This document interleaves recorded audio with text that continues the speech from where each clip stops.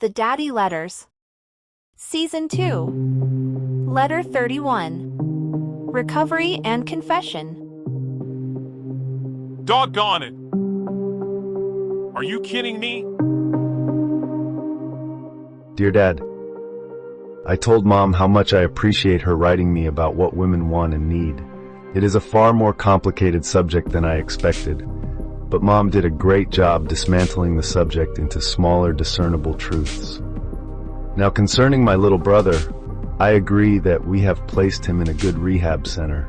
I was especially pleased to see they have a sauna, workout room, massage services, and whirlpools to help addicts sweat the drugs out of their tissues and expel it through their breath.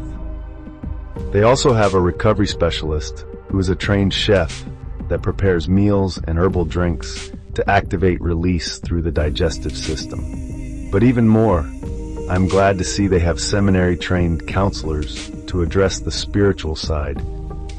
I knew we couldn't afford the $75,000 price tag and prayed God would make a way, not knowing that He already had when His Spirit moved you to be kind years ago to a man who was to help you in the future. It reminds me of the book of Esther, where God is not mentioned in the entire book, but you see His hand moving providentially all the way through the story. Dad, in my experience, there are 3 types of addicts: the medicating addict, the recreational addict, and the accidental addict. The medicating addict uses drugs to escape mental, emotional, or spiritual pain. Being stoned either makes them unaware of their problems or don't care about them, at least for a brief period of escape.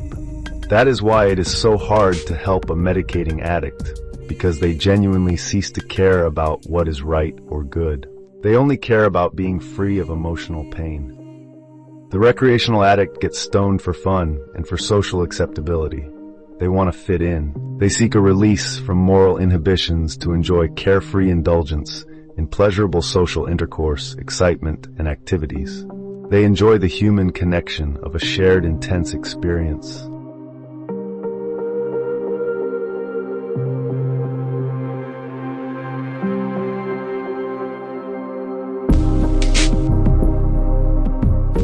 The accidental addict is usually in some type of pain management program after surgery or injury and does not realize they have become addicted to prescription pain meds until they decide to stop taking them. Well, it is confession time, Dad. I became an accidental addict a couple years ago after I injured my back. I was under the care of 4 different physicians who did not talk to each other, so there was no coordination taking place to ensure I was not becoming drug dependent. I was taking a half-dozen different opioids and benzodiazepines. After my back got better, I stopped taking the pills and woke up in the middle of the night shaking and sweating. My hands and feet felt as if they were on fire, and my intestines were burning as if I had swallowed 24 jalapeno peppers. I had no idea what was going on until I went to my primary care doctor, who told me I was going through withdrawal. Withdrawal? I thought. I was flabbergasted and completely unaware how deep I had fallen into a drug hole. I never told you and Mom about it because I was afraid you might think I was an addict by choice and might be just using my injury as an excuse. I apologize for not trusting you, but your and Mom's opinions of me mean the world to me, and I didn't want to take any chances putting the slightest doubt in your minds. Plus, I have learned that accidental addicts can feel as much guilt and social stigma as intentional addicts. So Dad, I know more about this recovery stuff than I let on. It was a terrible experience. And to this day, I don't understand why anyone likes getting high. I don't like not being in complete control of myself or not being in my right mind. Therefore, I came to hate drugs. When you are taking that stuff, you don't think clearly, behave rationally, or perceive reality accurately. And the worst thing is you don't know it, and sometimes you think you may have it together more than the people around you. No wonder addicts are so untrustworthy and unreasonable, not to mention immoral. I can honestly say the associated high brought me no pleasure, but it did relieve my pain enough for me to get a good night's sleep and function during the day. I have expressed that feeling to recreational drug users, and they accuse me of lying. But it is the truth. I never enjoyed being high. Recreational drug use makes no sense to me. I like myself, so I have no interest in escaping myself into an altered state of consciousness. I don't want to become someone I don't know or experience a false reality. But everyone is different. My brother, for example, he is a medicating addict. He, like me, was escaping pain, but he was escaping emotional pain, while I was escaping physical pain. Before my little brother left for rehab, I tried to remind him of the joys of natural highs, like the thrill of a fish taking your lure and fighting you all the way to the net, the rush of discovering a new truth that changes your life, the peace that comes from contemplating how much you are loved by great parents, the gift of a clear conscience before God, the anticipation of a day on the ski slopes or a hike to a mountain peak. I tried to convince him that no chemical high can compare to natural highs like these. I think I was getting through to him. But Dad, it takes a powerful commitment to get through withdrawal. I was so committed that I prayed this prayer to God. Dear Lord, wonderful is the gift of a sober mind, lucid thoughts, and a conscious state of mind that allows me to see your glory in nature, the cosmos, people, and your holy scriptures. Forgive me for taking this gift for granted.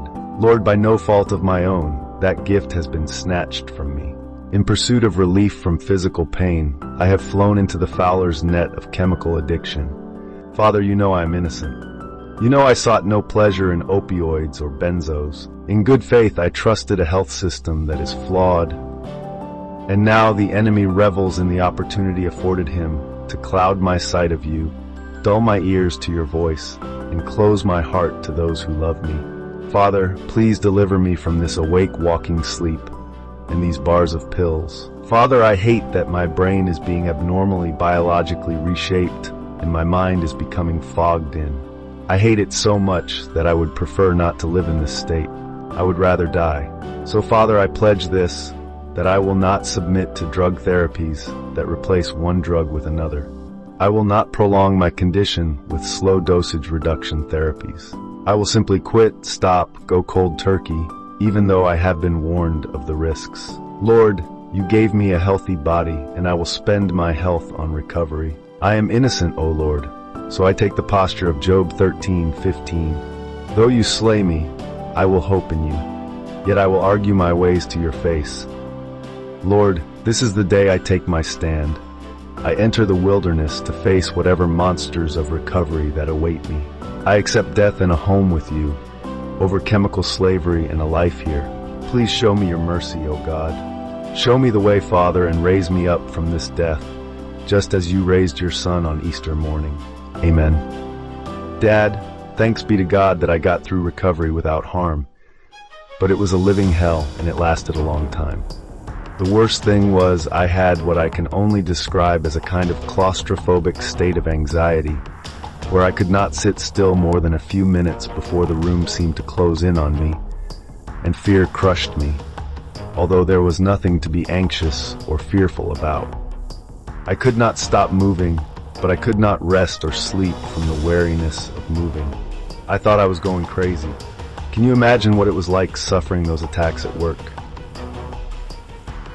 You and Mom can have confidence that my little brother will have me, someone who understands, to help coach him through this once he is allowed to interface with family.